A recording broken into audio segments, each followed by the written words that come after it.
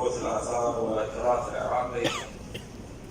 وقبل ان نبدا في كلمتنا الانجليزيه اود ان اوضح بعض الامور العربيه.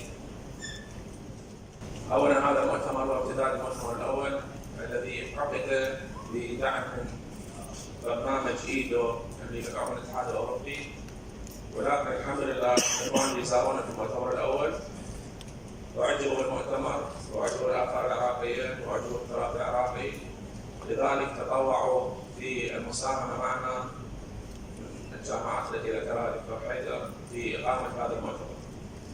وهذه صراحه علامه صحيه جدا ان جامعه الكوفه قادره على استدامه البرامج الدوليه التي تحصل عليها.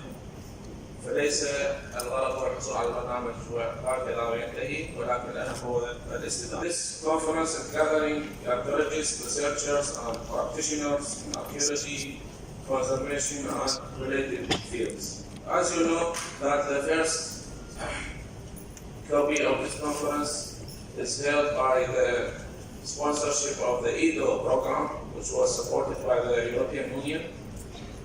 Okay, so research at Lagash examines the occupational density and use of this very large and very important third millennium BC city.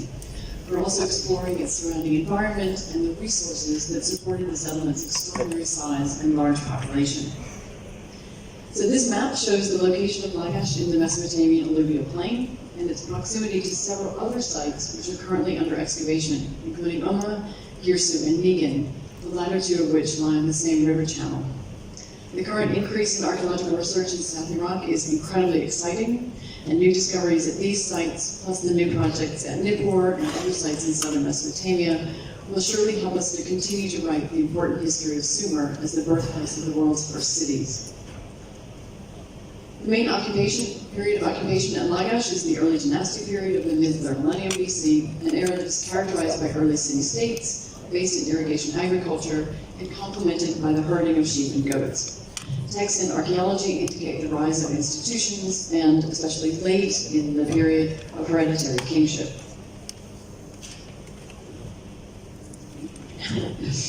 Lagash is one of southern Mesopotamia's largest sites at about 600 hectares. This satellite image shows the locations of our work this year, including 4 magnetometry areas, 2 excavation areas, and 1 large survey area. We also did some geologic coring on the site and in the surrounding marshy areas. So beginning with the excavations, this is what we call Area G. It's a former excavation area of the New York University project of the late 1960s, 1970s, and 1990. Those earlier excavations had uncovered an early dynastic I period substantial building, and cylinder seal impressions suggested an administrative function for this structure. Our aim during this season was to clarify the curving exterior wall of the building complex on the east and the building's internal stratigraphy. Our excavation, seen here in a drone photograph, concentrated on the eastern end of a trench through the center of the building, connecting 2 earlier trenches. And the eastern end overlapped that curving exterior wall, which you can see very clearly here. At least 3 subphases of occupation and rebuilding were identified, along with later pits and graves. And the eastern wall of the complex had been rebuilt several times, each associated with an ashy floor. The area of our excavation appeared to be an outdoor, an unroofed area, such as a courtyard. The pottery from Area G, Mesopotamian archaeology is all about pottery, I'm afraid, is dominated by what we call solid-footed goblets, these beakers, such as you see on the lower right, and conical bowls. And one large sherd, shown here, from what we call a scarlet red jar, had plant and animal figures and confirms this early 3rd millennium BC dating. The second area of our excavation, we call it Area H, is in the south-central part of the site, and this location was selected for excavation because of the large quantities of ash, slag, and pottery on the surface. One of our project's main goals is to gather information on the manufacturing of basic goods that are required by the city's inhabitants, and in analyzing how their demands were met, particularly through potentially the clustering and intensity of crafting facilities. So the materials collected from the surface in Area H include the parts of kiln walls, so the actual firing parts for pottery, slag from pottery production, and numerous wasters or misfired pottery vessels. And as soon as we cleared the surface, kilns were evident immediately. These appeared as large areas of ash and burned soil, which I hope you can see here on the slide. And on excavation, these proved to be the fire pits of kilns. So the upper parts of the kilns had actually collapsed, but we retained the fire pits, the sort of fuel areas below. And ultimately, we excavated 5 separate kilns, all belonging to the final phase of use of this area in the mid-early Dynastic period, so middle of the 3rd millennium BC. Another drone photograph here shows you the kilns and their relationship to each other. The stratigraphy and the excavation suggests there were several kilns in use in this area at any one time, while the rapid buildup of ash means that the kilns were very quickly abandoned and new ones were constructed. This is clearly a very intensively used area with mass production and sort of not crafting but actual industry, such as we would expect for the demands of a city of many, many thousands of occupants. And a detail of one kiln shows this fuel pit wall had been constructed of a mixture of what we call plano-convex bricks, which are characteristic of the early dynastic period, and clay and other trash and so on. We also recovered loose, accidentally fired plano-convex bricks from the upper rubbish as well. And the pottery from this area was dominated by these conical bowls. I mean, literally hundreds of these conical bowls that suggest the possibility of specialization in production of this particular form. But other types include jars and stands, such as you see here. And quite a lot of the pottery was over-fired, so it takes on this very greenish color when it's been fired a bit too high or for too long. And often the pottery became very warped as well, like the pottery is actually sort of melted because the intensity of the heat was too high. This was common from all the excavated contexts in this area and from the surrounding surface collection as well. So it appears that most of the ceramics, the pottery from this area, was actually mistakes and had been discarded rather than being used. So this is what they look like as well. They show that the temperature of firing was very high, and that also there was stacking of open vessels for efficiency in order to save space during the firing. In terms of fuel, we do know that the environment of southern Mesopotamia was much more lush than it is now, but it does appear that one of the fuels that was used for these kilns was date pits. They can appear in 2 contexts in very large quantities and suggest that this is one of the major fuels used to fire the kilns.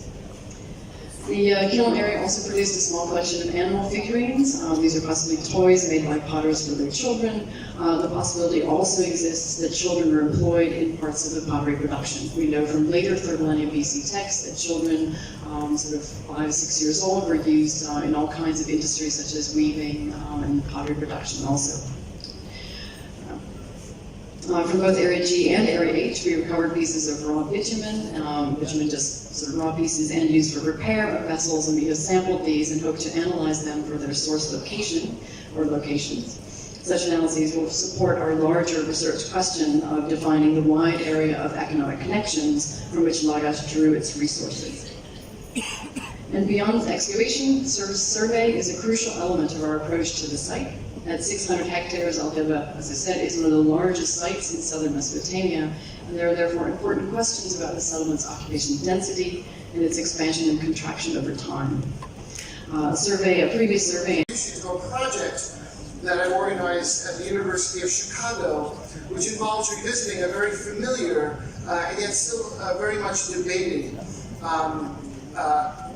artifact from the Proto-Literate Near East, and to describe our efforts to understand these objects using state-of-the-art CT scan and digital imagery techniques. Now, these objects, which are pictured here, as many of you know, these are clay envelopes or hollow balls. They bear seal impressions of seals on their surfaces, and they contain within them counters of various kinds, various geometric shapes, as you can see here.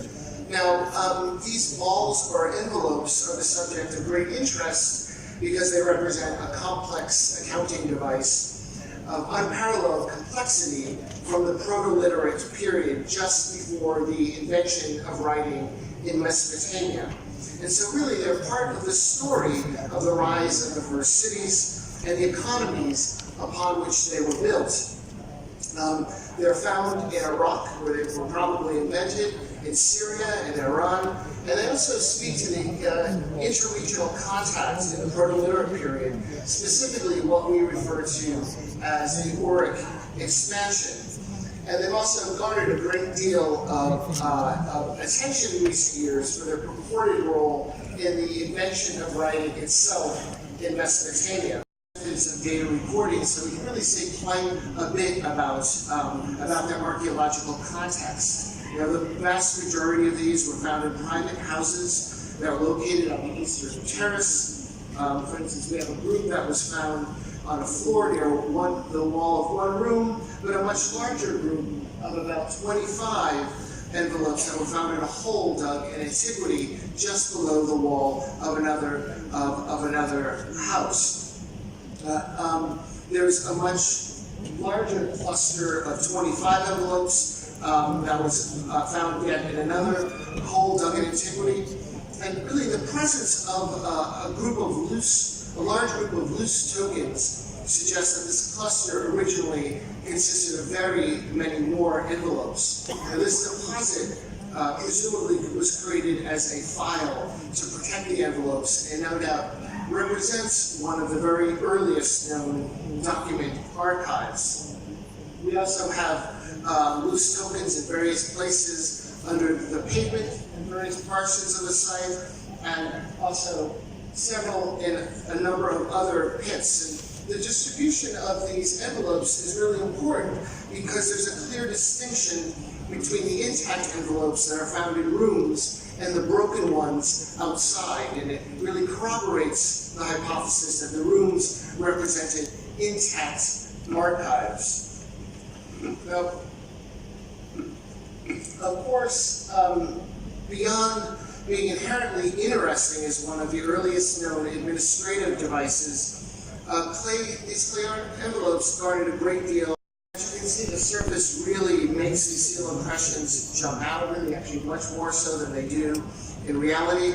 And you can see we can rotate this volume, but as you can see in this slide, we can slice into it. We can basically digitally open up these envelopes. And what we're seeing here is you cut through this envelope, the gray color represents the cutting plane, and really what is being rendered here are density boundaries that constitute the outer shell, any inclusions in the clay and the inner cavity, and of course the tokens within.